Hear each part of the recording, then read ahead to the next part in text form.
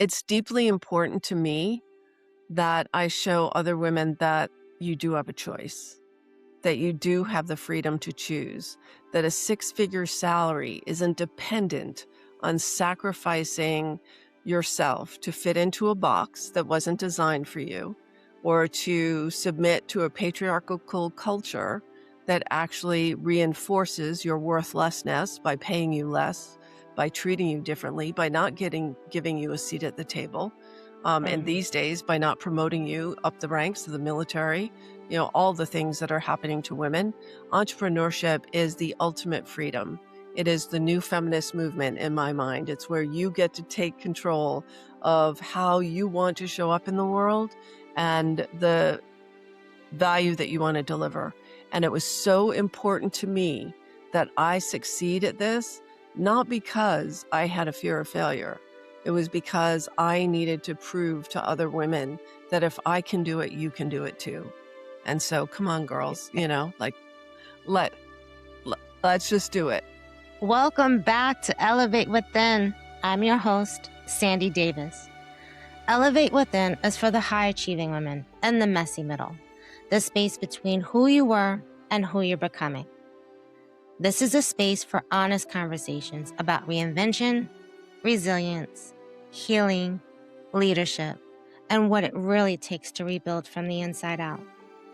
Each week, I'm joined by my co-host, Claudia Cuevas, licensed marriage and family therapist, as we explore the stories, lessons, and emotional realities behind transformation. Because reinvention isn't just about changing our circumstances. It's about understanding yourself. It's about healing. It's about letting go of who you thought you had to be so you can become who you were always meant to be. Whether you're navigating burnout, grief, identity shifts, career transitions, entrepreneurships, caregiving, or simply asking yourself, what's next? You are not alone. So take a breath, pull up a chair, and join us at the table. This is Elevate Within.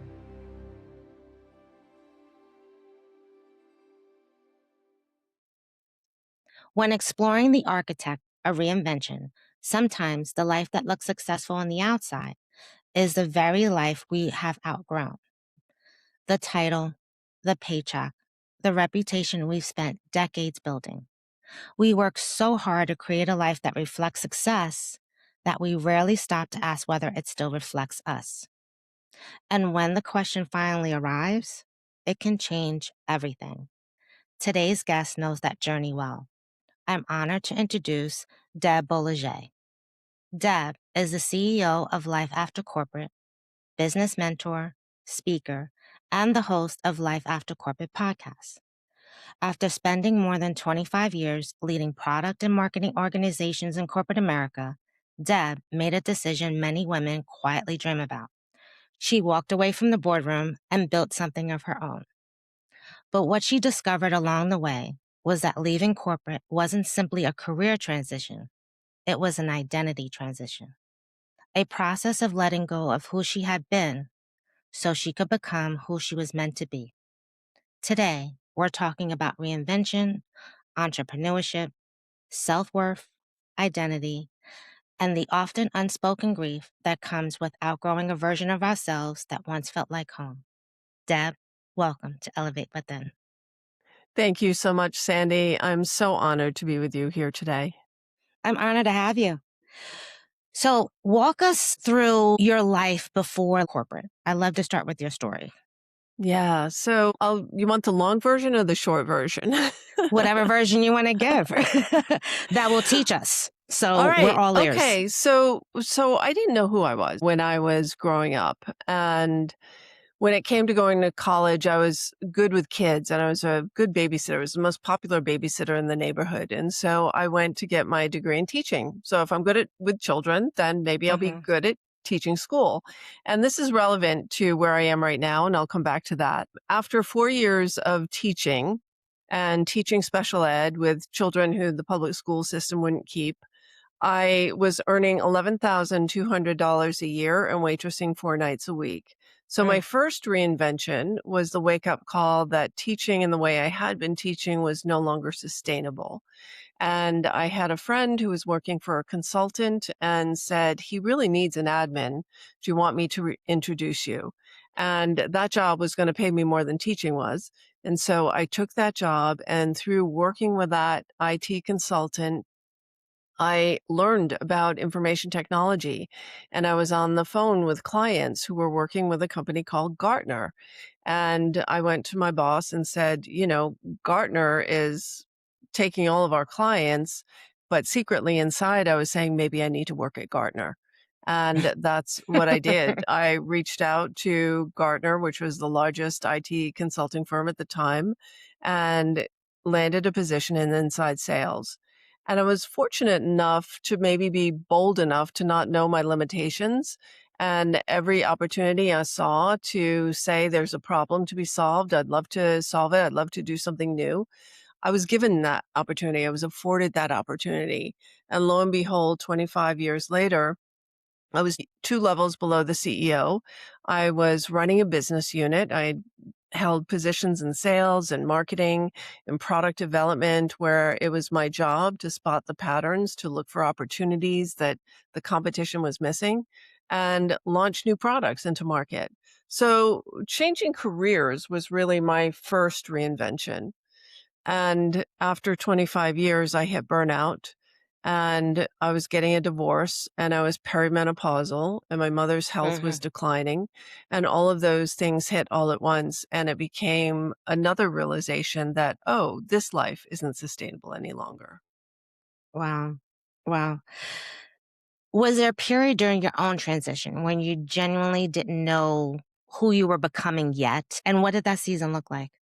Yeah, I think it was really triggered by the divorce because realizing that I had put my head in the sand, that my marriage wasn't working, and I was putting all of my energy and effort and getting all of my rewards from my career because my relationship wasn't rewarding.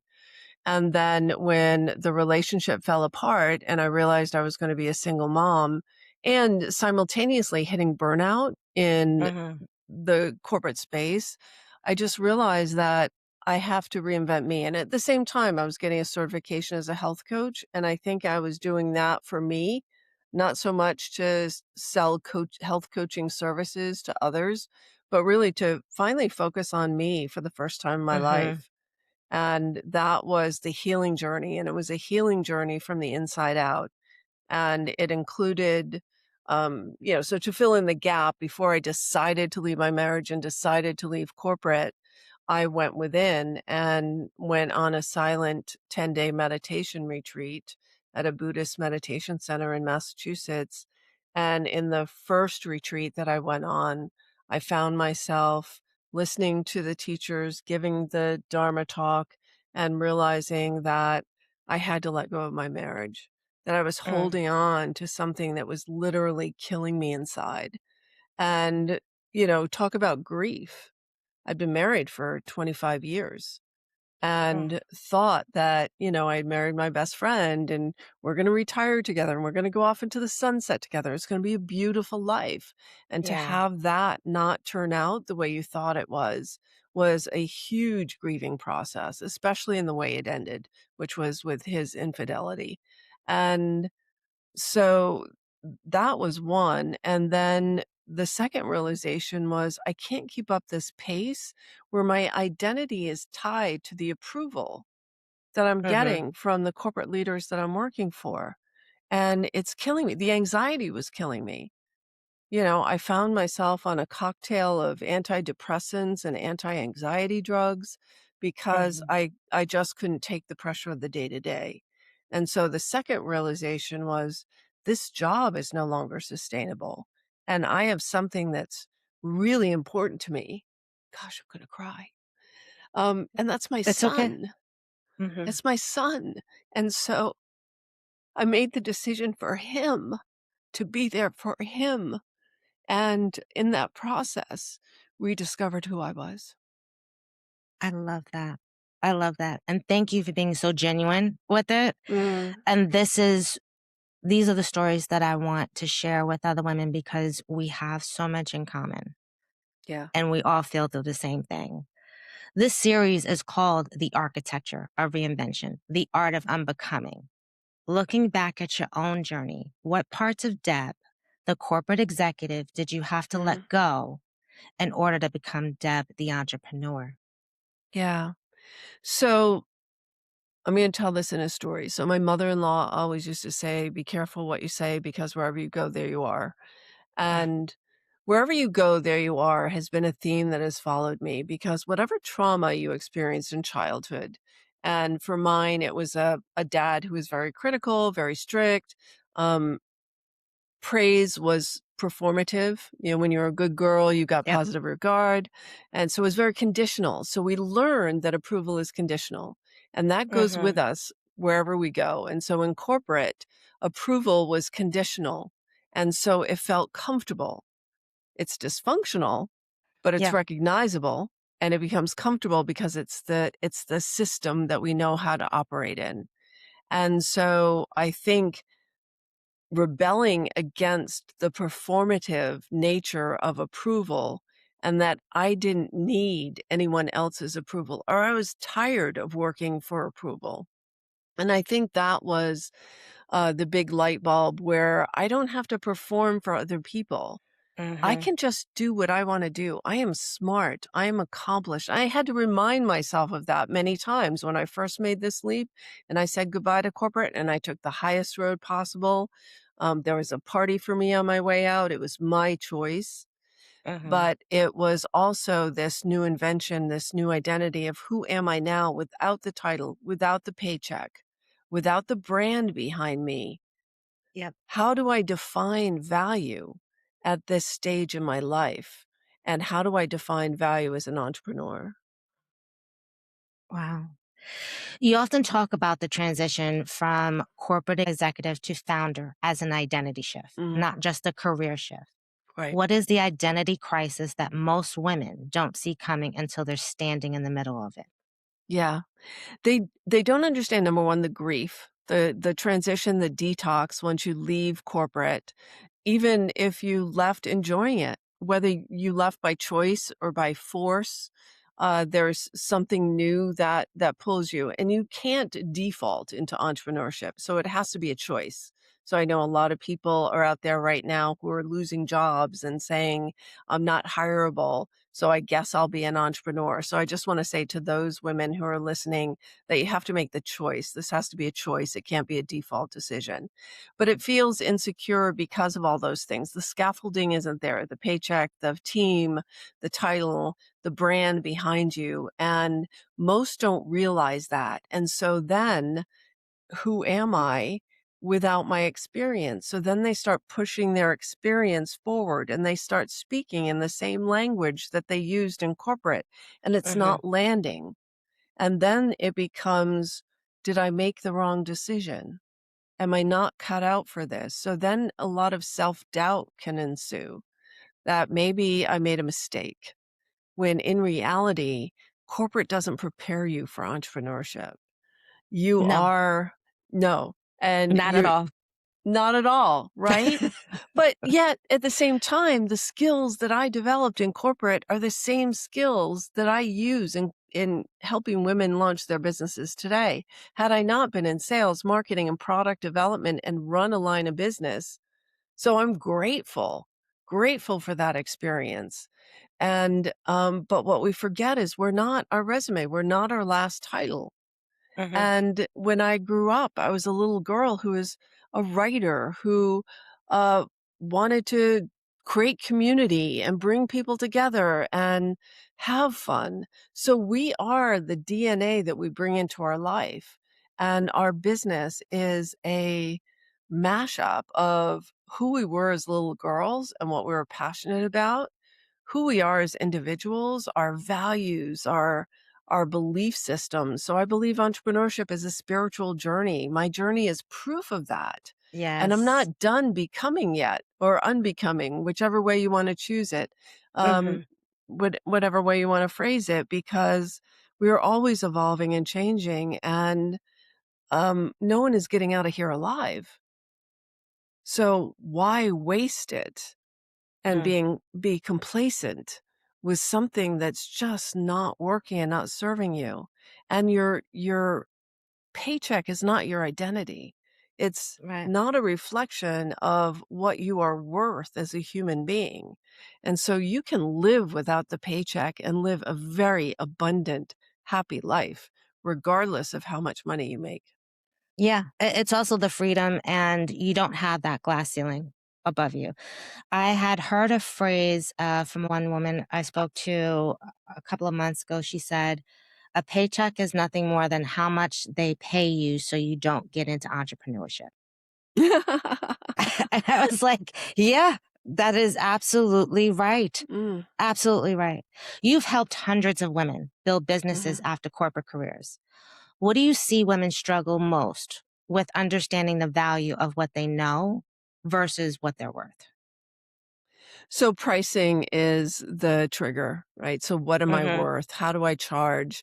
And many will default to an hourly rate that is far below their true capability and the value that they deliver. So that was the first mindset hurdle that I noticed women going through is the whole self-confidence versus self-worth. So there's a lot of things that you don't know when you make this transition from entrepreneurship. So you have to be comfortable with the unfamiliar. You have to have a beginner's mind and just be curious about, well, isn't this interesting? Like how am I going to get clients? What is it that I'm going to offer? And where are my people and how do I show up in that space? But not knowing can be a trigger for some people. And the nervous system wants to say, stay safe, right? So, from a neuroscience perspective, we are wired for safety, even though there are no tigers chasing us and all Right. of that.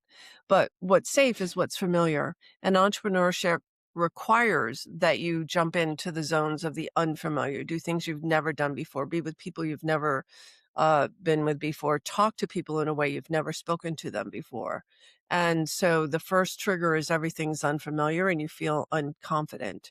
But confidence comes from doing, confidence is earned.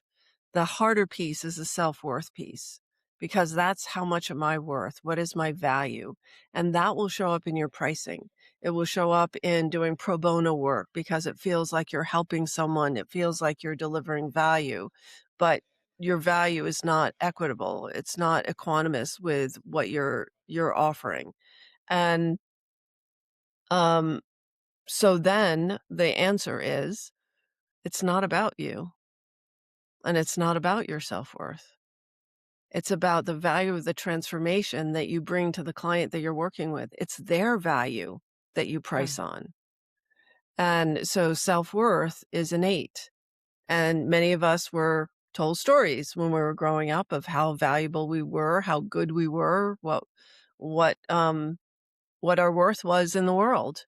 And yeah. so, like I said, wherever you go, where you are, there you are, your self-worth is going to follow you and it's going to show up in your pricing. But when I give you that reframe of it's not about what you're worth, it's about the return on advantage that you bring to your clients in the work that you do for them, and that your fee should be about 10% of that.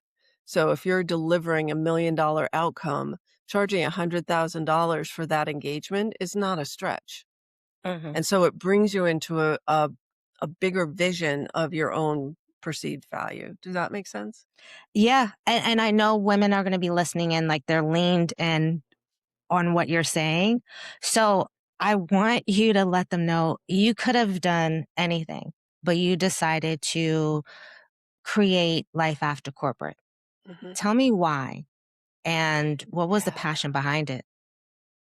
It's deeply important to me that I show other women that you do have a choice, that you do have the freedom to choose, that a six-figure salary isn't dependent on sacrificing yourself to fit into a box that wasn't designed for you, or to submit to a patriarchal culture that actually reinforces your worthlessness by paying you less, by treating you differently, by not giving you a seat at the table.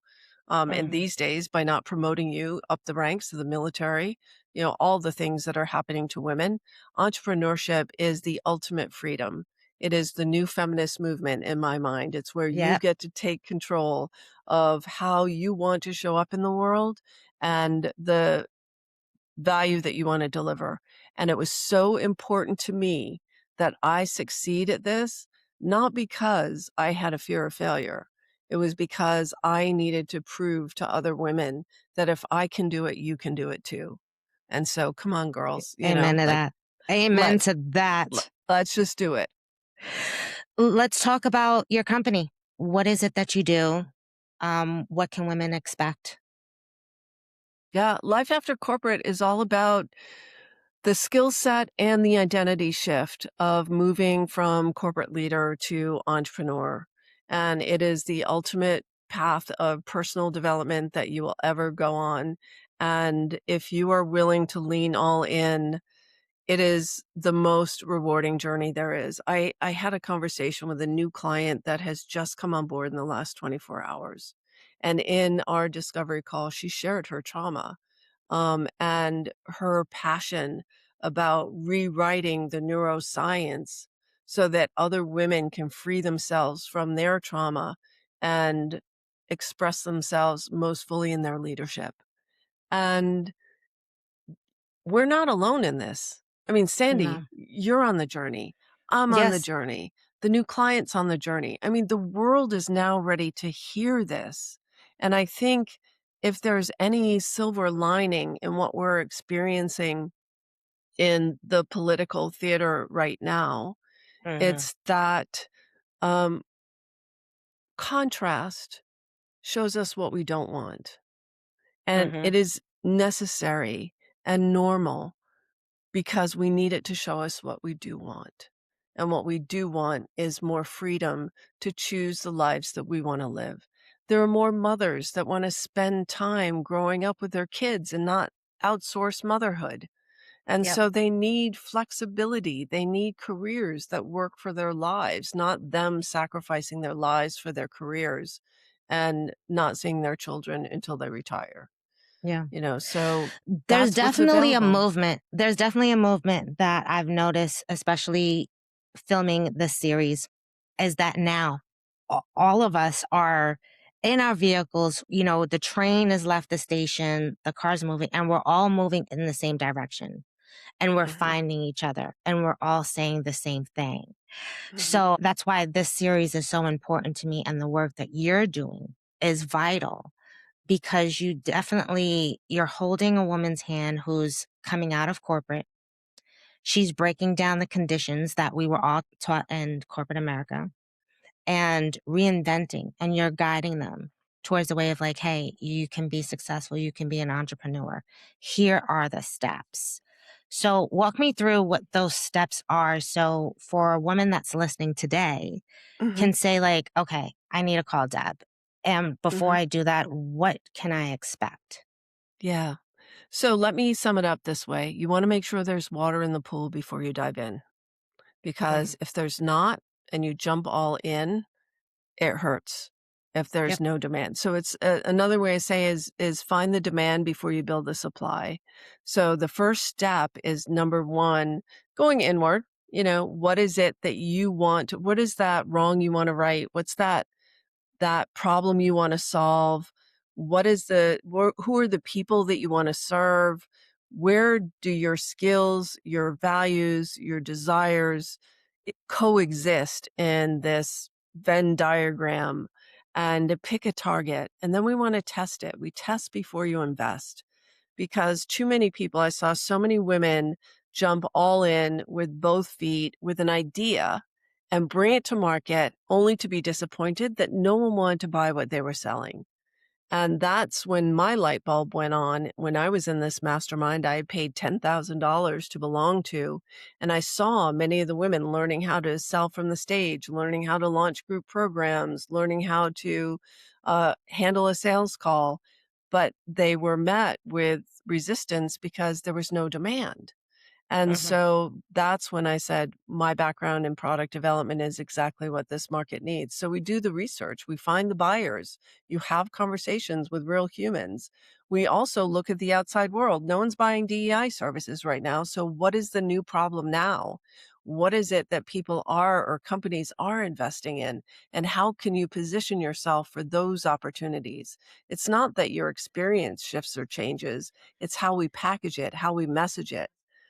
So that's the very first step. Without going through that testing phase, you're kind of what I'm seeing is people are throwing spaghetti at the wall to see what sticks. And maybe their first year, they might be walking away with 40 or 60K, but they're not Yeah. making six figures. Do you find, and will answer this for myself first. I had the six figures. And then on my journey of entrepreneurship and having some clients, I realized I don't miss the six figures from corporate America anymore. Right. And yes, in the beginning, you're living month to month, but there is a sense of freedom. When you work harder, it's it's okay because you're working harder for yourself. You're not working harder for a corporation.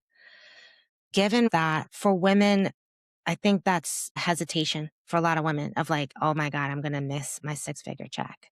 Or I have my husband who's a stay at home dad. And most women who make six figures, if they're married, some of the husbands do stay home. Hmm. It's that paralyzation of like, I can't let this go. What Yeah. do you say to that? Yeah. Well, it's real. It's real too, because there are other people depending on you. And they're afraid when you walk away from the paycheck, they're afraid for their own existence. And so their fear is going to be projected onto you. So it really takes a lot of intestinal fortitude to say, I'm going to do this and I'm going to succeed. And two things. One is when we have a big paycheck that we know is coming in every 2 weeks, we spend a lot of money that we don't have to spend. Yep. Right? We're also, Yes. we're buying the suits, we're buying the bags, the shoes, all the things. The female tax in corporate is a real thing. Yep. And also, because we're unhappy, we're probably throwing money at things that are temporary to solve the frustration of our unhappiness. So, first of all, you can live on a lot less as an entrepreneur than you feel like you need it in corporate. So, that's number one. Agreed. Number two is you do have to get your hustle on. And it's not the grind that you think it is because it's a passion project. And I remember the turning point for me because I wasn't operating the right way when I first launched my business. I had a severance coming in and I was kind of like kind of working, kind of launching. And then when that severance ran out, I had to have a heart to heart with myself in that mirror and say, how much do you really want this? Because if your nut is X number of $1,000 a month, where is that money coming from? You've got a kid in private school. You've got bills to pay. I'd sold my house, but I had a rental house and all the things. And I was listening to a TV show, an interview with I think the actor Harvey Keitel, and he said something about his background in acting, about the idea of how much do you really want it? Mm.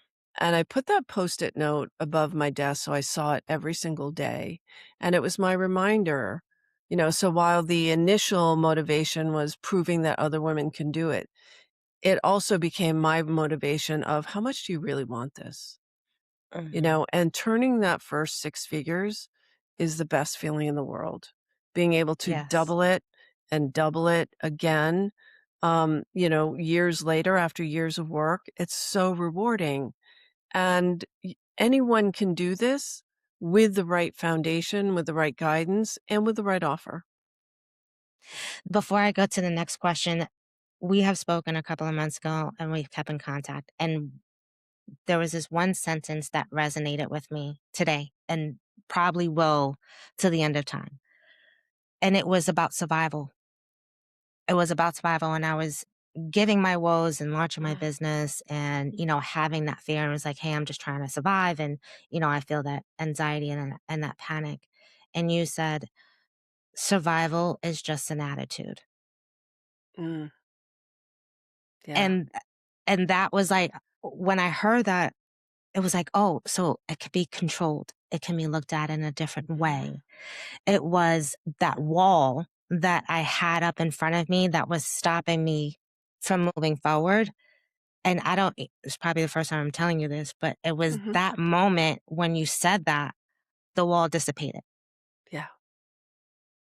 And that is something that I really want women to understand, that you are going to feel like you're in survival mode. You might have that anxiety, but it's just a different way. And your program, your company helps with that Mhm. for women. Absolutely. Yeah. Let's talk about survival. Can we talk a little Yeah. bit about that? Yeah. So it comes from upbringing, right? So it comes from having to survive, or your parents having to survive, or just this sense that money is scarce, or you have to work hard for money. And when we are stuck in survival mode or scarcity mode, what we're telling our minds is that abundance is out here, wealth is out here, but it's not near me. Right. Hmm. So part of closing the gap between survival and thriving, or survival and abundance, is actually knowing that when you're on your path, you're covered. You can have faith. You can trust that if I am performing the role, my purpose in this lifetime on this earth, I will be cared for. Hmm. And that is such a stretch on the spiritual journey, and I've tested it over and over again. I've said, God, the universe, if I'm on my path, show me a sign. And I will, even say, show me a pink flamingos. I live in New York. There are no pink flamingos, you know, and I'll see the sign. I'll get the sign. But then I didn't have to ask for signs anymore, because even when there was $40 in the bank account, I'd wake up in the morning and say, okay, we need a financial miracle today. But I trust and I have faith that if I'm showing up, if I'm doing what I'm supposed to be doing, then I am covered financially. And that belief has never, ever let me down. That's the biggest thing, is showing up every day, even when Yeah. you are tired, even when you are afraid. That is the most powerful phrase. That's the most powerful sentence. Show up every day. Put your Mhm. best foot forward. So I love that. I always love ending Elevate Within episodes with something reflective. For the woman listening today who feels like life that she built no longer fits, but she's terrified to let it go, what would you want her to know now?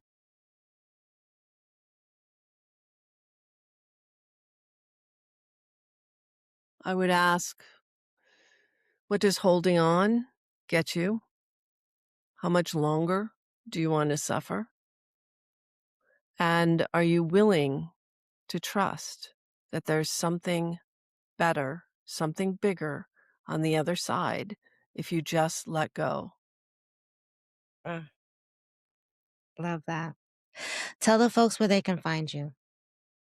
Lifeaftercorporate.com and the Life After Corporate podcast.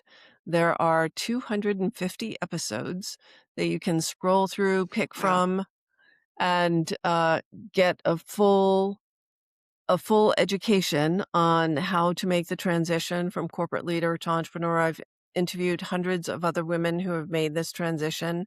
We talk about spirituality, we talk about finances, we talk about the tactics, the marketing, the sales, the strategy around developing offers. But mostly we want to talk about, who are you becoming? Because fear is an illusion. There's nothing to be afraid of. There just is nothing to be afraid of. Fear is really manufactured by the mind. So the best thing you could do is not believe anything you think. So reach out to me on Life After Corporate. Reach out to me on LinkedIn. That's my primary platform. So if you're there and you're hearing the show, say, I heard you on Sandy Davis's podcast, Elevate Within, and would love to connect. And I'd be happy to. That is going to be the hook right there. You are a blessing, and I thank you so much for all that you do. And thank you for helping me and being a part of this series. It was extremely important that I have you on. So thank you. And thank you, Sandy. Thank you for seeing me. Thank you. Appreciate you. I appreciate you as well. If you'd like to learn more about Deb's work or connect with her directly, you'll find all of her information and links in the show notes. Until next time, keep elevating personally, professionally, and from within. And before I go, if no one told you that they loved you today, I love you. So, Deb, I love you. I love you right back, babe. Take care. Bye. If this conversation resonated with you, you're not alone. That's exactly why this space exists. Elevate Within is for the high-achieving women in the messy middle, the space between who you were and who you're becoming. The architecture of reinvention is an invitation to pause, to reflect, to heal, and to begin the process of unbecoming everything you were told you had to be, so you could become who you were always meant to be. Be sure to join us each Friday for our Architecture of Reinvention Roundtable discussions, where we continue these conversations and explore the deeper lessons, insights, tools, and reflections that emerge from each story. And if you haven't already, be sure to subscribe on Spotify, Apple Podcasts, and YouTube so you never miss an episode. For Apple Podcast listeners, I would be grateful if you leave a rating or review. It helps reach more women who may need this conversation right now. And if you'd like to go deeper, join us on Substack at Elevate Within. There, you'll find weekly essays and honest conversations about burnout, grief, reinvention, resilience, healing, and the messy middle. Free subscribers receive full access to all public content, while paid subscribers receive bonus essays, early access to upcoming series, behind-the-scenes recording, and opportunities to engage directly with the community. If you know of a woman who needs to hear this conversation today, please share it with her. You can find me on LinkedIn under Sandra Davis, on Substack at Elevate Within, and if you're in need of fractional COO work or would like to book a discovery call on how I can help, you can reach out to me at elevateopsadvisory.com. You'll find all those links in the show notes. Until next time, keep elevating personally, professionally, and from within.